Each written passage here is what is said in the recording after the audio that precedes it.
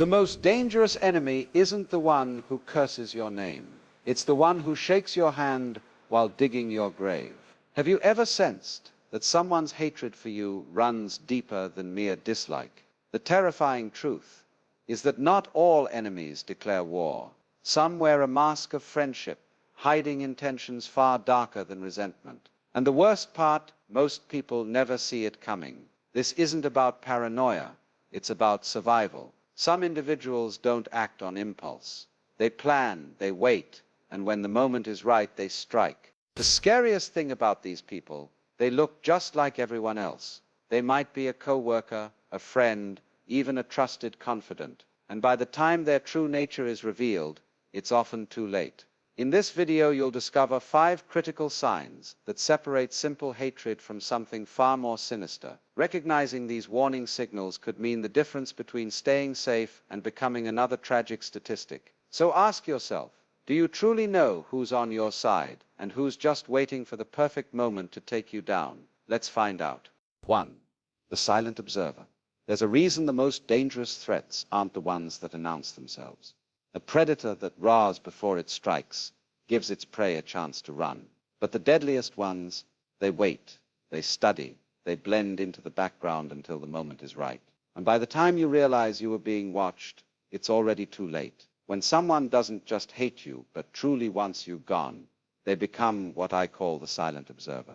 This isn't just an overly curious co-worker or an ex who checks your social media from time to time. This is someone who studies you with precision, tracking your movements not out of interest but with intention. And the scariest part? You rarely notice, because unlike an enemy who openly despises you, the silent observer doesn't need to threaten you. They just need to watch. Maybe you've already encountered one without realizing it. Have you ever had someone mention a place you've been, even though you never told them about it? Have you noticed a particular person appearing more and more in your daily routine, almost as if they know exactly where you'll be? At first it feels like coincidence, but when it keeps happening, when they always seem to just be there, the truth becomes impossible to ignore. And in today's world, tracking someone doesn't require effort, it just requires patience. You might not post about your daily routine, but your friends do. You don't announce your schedule, but people around you unknowingly provide the details. A silent observer doesn't need to hack your phone. They just need to pay attention. A friend tags you at a restaurant. A colleague mentions your gym in passing. A neighbor comments on your work schedule. Piece by piece, they build a map of your life. And once they have enough information, they begin to position themselves inside it. At first it feels harmless. You keep running into them at the cafe you visit every morning. You notice them at the gym more often. Maybe they even start conversations, acting as if it's all random. But deep down, something feels off. Their timing is too perfect. Their presence too consistent. They know things they shouldn't. They appear where they don't belong. And yet, when you try to explain it to yourself, you hesitate. You don't want to seem paranoid. But this isn't paranoia. This isn't paranoia. This is calculated surveillance. A man named Daniel once dismissed these exact signs until it was too late. He had a predictable schedule, a morning coffee, an afternoon workout, a quiet walk home. Then he noticed a new face at his gym, a man named Ryan, quiet, polite, never out of place. Then Daniel started seeing Ryan everywhere, first at the gym, then at his favorite coffee shop, then at the grocery store, always a few steps away, always within sight. At first Daniel ignored it. Then one night as he walked home, he saw Ryan again, this time waiting on the opposite sidewalk, standing, watching, and suddenly it all made sense. The silent observer doesn't rush. They don't act impulsively. Their greatest strength is patience, and their goal is simple: to know you better than you know yourself. Because the more they know, the easier it is to find the perfect moment to strike. So how do you protect yourself? You pay attention, not with fear, but with awareness. Who always seems to be where you are? Who knows things they shouldn't? Who makes you feel uneasy even when nothing seems outright wrong? The Roman Emperor Marcus Aurelius once wrote, "Your mind will take the shape of what you frequently hold in thought." And if you ignore the signs, if you dismiss your instincts, you allow the silent observer to remain invisible. Trust your intuition. If something feels wrong, it probably is. And in a game where your life may be at stake, the worst mistake you can make is assuming you're not being watched. 2. The quiet betrayal. Not all attacks come with a warning. Some are slow, deliberate, and carefully hidden beneath the surface, like poison slipped into a drink over time. The most dangerous enemies are not the ones who openly oppose you, but the ones who smile in your presence while silently unraveling everything you've built. Emily once believed that the challenges in her workplace were simply part of life, a difficult co-worker, a few misunderstandings, nothing unusual. But then she started noticing something strange. Her boss, who once valued her input, now seemed distant. Colleagues who used to confide in her had grown cold. Invitations stopped coming. And the worst part, no one could explain why. It wasn't one major incident that turned people against her. It was a series of small, well-placed distortions. A rumor here, a misinterpreted comment there. At first she doubted herself. Had she truly offended someone? Had she been careless with her words? But the pattern became clear. Someone was working against her, not by direct attack, but by planting seeds of doubt. This is how betrayal works when it is crafted with patience. It does not strike like a sword. It erodes like water against stone. The person behind it rarely makes a direct move, instead allowing others to carry out their work unknowingly. They whisper just enough to make people question you, distort the truth just enough to make you seem unreliable. And the most insidious part, you never see it happening until the damage is done. Stoics understood this kind of manipulation well. Marcus Aurelius, as emperor, was surrounded by people who sought his downfall not through battle but through deceit. He wrote, "The opinion of 10,000 men is of no value if none of them know the truth." A person who lives by appearances, who relies on the shifting opinions of others, will always be vulnerable to such attacks. But the one who builds strength from within remains untouched by deception. The mistake many people make is assuming that harm only comes in obvious forms. A Stoic knows better. Betrayal is often quiet. Conflict does not always announce itself with an argument. It can unfold in the background while you remain unaware. And the goal is always the same, to leave you isolated and vulnerable. How do you defend yourself? First, recognize that reputation is fragile, but character is unbreakable. Others may control how you are perceived, but they cannot control who you are. As Epictetus said, if someone speaks ill of you, do not defend yourself. Instead, live in such a way that no one will believe them. Let your actions, not the words of others, define you. Second, observe without emotion. Do not become consumed by paranoia, but also do not be blind. If misunderstandings and conflicts always seem to surround a certain person, pay attention. If trust is eroding around you without cause, look for the source. The wise do not accuse without reason, but they also do not ignore pattern when they emerge. Finally, fortify your inner circle. A person who stands alone is easy to manipulate. Strengthen bonds with those who know your true nature, who see through deception and remain loyal, not because of rumors, but because of truth. Seneca warned, associate with those who will make a better man of you. Welcome those whom you yourself can improve. The right people will recognize lies for what they are. Betrayal is not always loud, but those who seek to undermine you can only succeed if you base your worth on the shifting opinions of others. Stand firm, see clearly, and never give an enemy more power than they deserve. 3. The mask of friendship. The most dangerous enemy is not the one who stands against you, it's the one who stands beside you wearing the face of a friend. Betrayal rarely comes from a stranger. It comes from those who have earned your trust, those you have let into your life, those who have infiltrated your world so deeply that by the time you realize their true nature, they already know exactly where and how to strike. Consider James, a man who had always been cautious about the people he let into his life. But when he switched jobs and met Daniel, things seemed different. Daniel wasn't just a co-worker. He quickly became a close friend, always willing to listen, always there to offer advice, always eager to know more about James's life. Within months, Daniel knew everything. His routines, his ambitions, his struggles. He even became friendly with James's family, earning their trust as well. But then strange things started happening. A personal project James had been working on was suddenly taken over by someone else. Private details he had only shared with Daniel were being used against him in the office. And the worst part, when he tried to talk to Daniel about it, Daniel simply laughed it off as if nothing was happening at all. This is what makes the false friends so terrifying. Unlike an obvious enemy, they don't challenge you directly. They don't argue. They don't threaten. Instead, they embed themselves into your world, making you believe they are someone you can trust. And once they have access to your secrets, your routines, your vulnerabilities, they turn that trust into a weapon. A Stoic would warn against blind trust. Marcus Aurelius wrote, "Be wary of those who are too eager to stand by your side. for the man who needs to prove his loyalty is often the one most likely to betray you. A genuine friend earns trust over time through actions, not words. But a false friend rushes the process, trying to break down your defenses before you even realize you're under attack. Think about the people in your life. Has someone recently taken a sudden and unusual interest in you?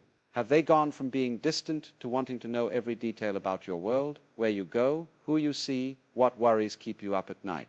Do they position themselves as your greatest supporter, only to subtly encourage your doubts and fears? A true friend wants what's best for you. A false friend wants access to your thoughts, your habits, your weaknesses, because access is power, and power in the wrong hands is dangerous. History is full of betrayals that followed this exact pattern. Julius Caesar never expected Brutus, someone he trusted as a close ally, to stand among his assassins. But as Seneca wisely noted, a prosperous man often has the most to fear not from his enemies but from his friends. When you have something valuable, your career, your peace of mind, even just the stability of your daily life, there will always be those who seek to take it for themselves. And the easiest way to do that is not through force but through deception. So how do you protect yourself? The first step is awareness. Pay attention to sudden shifts in how people treat you. If someone is too eager to befriend you, too insistent on knowing your every thought, ask yourself why. The second step is patience. A genuine friendship develops over time, but a false friend moves quickly because their goal isn't companionship, it's control. And finally, protect your inner world. Not everyone deserves to know your plans, your fears, your vulnerabilities. Epictetus taught, the more you reveal of yourself, the more give others the power to use it against you. Choose carefully, because the greatest danger isn't always from those who oppose you. It's from those who stand close enough to whisper in your ear while holding a knife behind their back.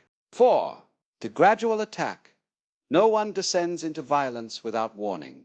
Before a storm unleashes its full force, the air grows heavy, the wind shifts, and the sky darkens. Likewise, when someone harbors true malice, they rarely strike outright. They test, they escalate, they observe how much they can get away with before making their final move. And if you fail to recognize these signs, you may not realize the danger until it's too late. Consider Nathan, a man who always brushed off his co-worker Eric's aggressive humor. Eric would joke about hurting people, about how he could snap at any moment, always with a laugh that made it seem harmless. One day he casually mentioned how easy it would be to get rid of someone without leaving a trace. Nathan chuckled along, assuming it was just dark humor, but soon things shifted. Eric began invading his space, standing too close, blocking doorways, as if testing his reaction. He would accidentally bump into Nathan with increasing force, and then one afternoon, he slammed a heavy object onto Nathan's desk and whispered, "Imagine if that was your head." This is how escalation works. It begins with subtle intimidation disguised as humor, or accidental encounters. At first, it's a joke about violence. Then it's a passive-aggressive comment laced with underlying menace. Next, it becomes a casual display of a weapon, a small but deliberate push, an invasion of personal space. With each act, they watch how you respond. If you laugh it off, they push further. If you remain silent, they take it as permission. Every step is a calculated test, not just to intimidate, but to see how far they can go before you resist. Stoicism teaches that true strength comes not from ignoring danger, but from recognizing it without fear. Marcus Aurelius wrote, "The impediment to action advances action. What stands in the way becomes the way." In other words, you cannot afford to turn a blind eye to these signs. Avoiding confrontation does not make the threat disappear. It only gives them more room to escalate. So what do you do? First, acknowledge the pattern. If someone repeatedly makes violent remarks, displays aggression, or violates your personal space, do not dismiss it as harmless. Second, set boundaries immediately. A Stoic does not react with fear, but neither do they tolerate unnecessary threats. Address it firmly. Make it clear that certain behaviors are unacceptable, and if necessary, remove yourself from their reach. Third, take action before it's too late. If you see the pattern escalating, document interactions, seek support, and if needed, distance yourself from the person entirely. Seneca warned, "A sword never kills anybody by itself. It is merely the hand that wields it." Violence does not erupt without cause. It is preceded by warning signs, and the sooner you recognize those signs, the better your chances of stopping the danger before it fully unfolds. 5. The long game. Some threats are loud, reckless, and impulsive. Others are silent, deliberate, and patient. And those are the ones you should fear the most. The most dangerous enemy is not the one who acts in anger, but the one who waits, the one who studies, the one who plays the long game. Imagine Ethan, a man who always trusted his instincts. He could sense hostility, detect deception, and had avoided trouble more than once because of it. But what he never saw coming was Daniel, a co-worker who had always been supportive, friendly, and reliable. Daniel never argued, never seemed envious, never showed a hint of ill intent. He was always there, always helpful. Over the years, Ethan confided in him his career plans, his finances, even his family issues. What he didn't realize was that Daniel was collecting every detail, not out of friendship, but out of calculation. One day, an important promotion was suddenly given to someone else. Private matters Ethan had only shared with Daniel were being whispered about in the office. And just like that, his stability began to collapse. By the time Ethan realized what was happening, the damage was already done. This is the nature of the patient enemy. They do not rush. They do not act out of impulse. They plan. Unlike those who lash out in anger, these individuals use time as their weapon, ensuring that when they finally move, they cannot fail. A person like this will often seem overly interested in your future. They ask about your upcoming trips, your career goals, your long-term plans. But they're not asking out of curiosity. They're mapping out your movements. They want to know when you'll be most vulnerable, when you'll be alone, when you won't see them coming. Unlike obvious threats, their danger lies in their subtlety. There are no sudden outbursts, no glaring red flags. Instead, they spend months, sometimes years, building an illusion of trust. They position themselves as a friend, a mentor, a confidant. And when the moment is right, they strike in a way that ensures you never saw it coming. Marcus Aurelius warned against trusting appearances too easily, writing, "The soul becomes dyed with the color of its thoughts." The patient enemy understands this well. They disguise their true thoughts beneath layers of false kindness, allowing you to paint them as an ally until they reveal their true nature. So how do you protect yourself? First, be mindful of those who show an unusual interest in your private life. Not everyone who asks about your future is a threat, but if someone seems too invested in knowing every detail, take note. Second, never give away more than necessary. The Stoics believed in self-sufficiency. Rely on your own judgment rather than placing blind trust in others. And finally, trust patterns, not words. A true friend proves themselves over time. A patient enemy waits until you lower your guard. If you recognize this sign in someone, understand this. You are not dealing with a minor rivalry. You are dealing with a calculated threat. And in such cases, survival depends not on reacting to danger, but on seeing it before it ever reaches you. If you found value in this, let me know in the comments by writing "I see clearly," because once you recognize these signs, you can never unsee them. And if you want to sharpen your ability to read people, protect yourself, and stay one step ahead, make sure to like this video and subscribe. Remember, knowledge is your first weapon, but action is what keeps you safe. Stay sharp, stay aware, and most importantly, stay in control. I'll see you in the next video.